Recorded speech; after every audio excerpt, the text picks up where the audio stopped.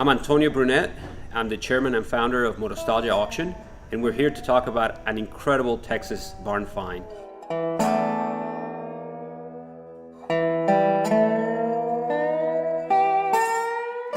It's one of those that, as a car guy, you kind of dream of.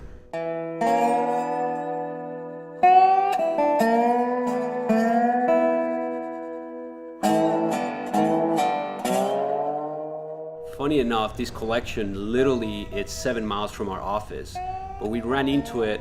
The gentleman's name is Jack, and the story goes that he moved down to Texas in the early 70s, around 1972, 1973, and he's obviously a car guy and had some amazing vehicles that once he got to Texas, he put away in his new barn, and always with the intention of getting the time and the money to fix them and to ride them again.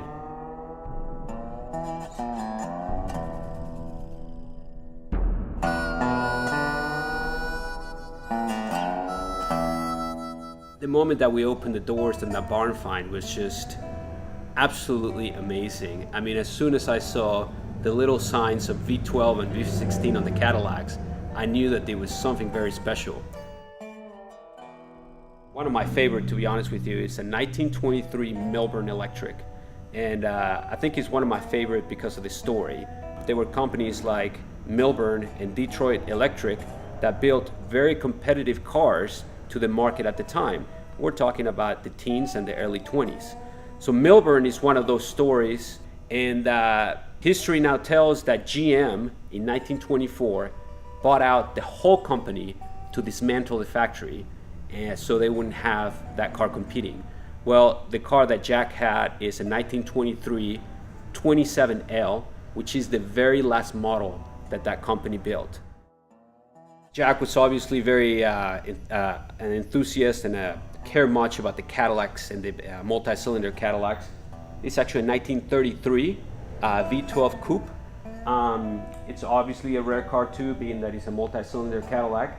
The great thing about this particular car, obviously the condition of being a barn find and being completely unmolested and original, is that the back of it actually has a 1932 trunk, but the car's a 1933. So this is one of those bodies which happened a lot back in that early century, where vehicles were built with available parts.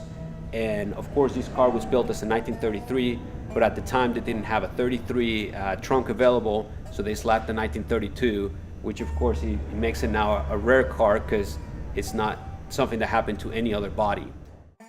Some of the cars in this collection, very important. One of the most important ones, or the main, is a 1932 Cadillac V12 Victoria convertible. Now this is actually body number 1, meaning this was the very first one that came out of the factory. There were only 4 built. The other 3 were actually V16 cars. So the actual story of these cars tell that this was the vehicle that was used as a prototype to show to the executives, see if they will approve the concept of having a Victoria convertible. At the time the body was ready, there was actually not a V16 chassis available, so they put it on a V12 with the V12 engine.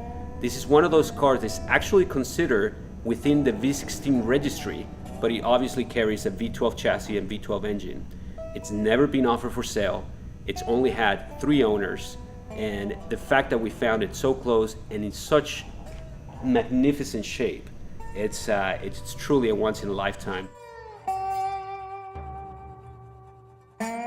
The 4th car that he had, it's a very interesting one. It's a 1908 Rio, and that car is significant because Rio was founded by Oldsmobile, and after he sold his company, he wasn't able to go back and use the same brand, so he created Rio. It's a Model G, from what we have found in our research, and it's a convertible car, but not convertible in the sense that we know.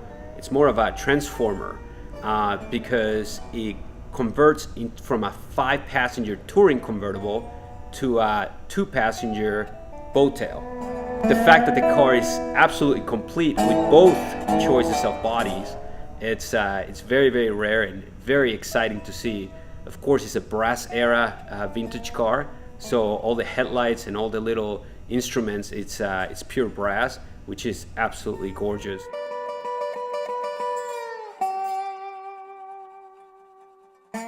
Another car that he had in his collection, another Cadillac, is actually a Cadillac V16. It's a 1938 limousine. What's particular about this specific one is that it's a 5-passenger limousine. Usually limousines in early century, pre-war, they were either 7-passenger or as much as 9-passenger. But this particular one does not have the jump seats because the person that ordered it just wanted it for him and his wife. So it's a great car, V16 chassis. The car is absolutely enormous, and it just really talks about the eccentricity of Cadillac and in American life back then. Finding the cars and kind of getting to know the story really capture us. It's almost like a time machine. I mean, really opening those doors of that barn that day. You enter there, you feel like immediately you're in the back in 1930s, and that's why I think it's so amazing.